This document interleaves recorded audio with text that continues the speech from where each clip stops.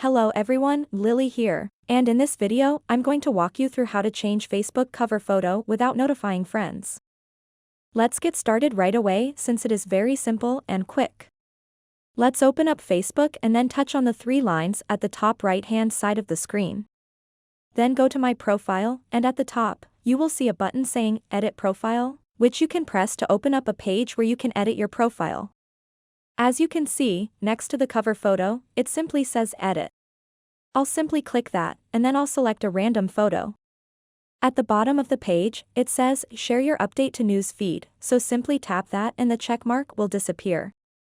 What this does is not notify people that you updated your cover photo.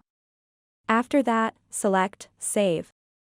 So no one will know about this change.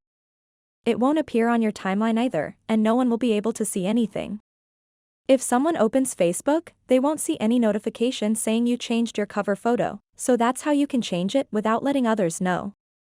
Please let us know if you have any questions in the comments section below, and don't forget to subscribe.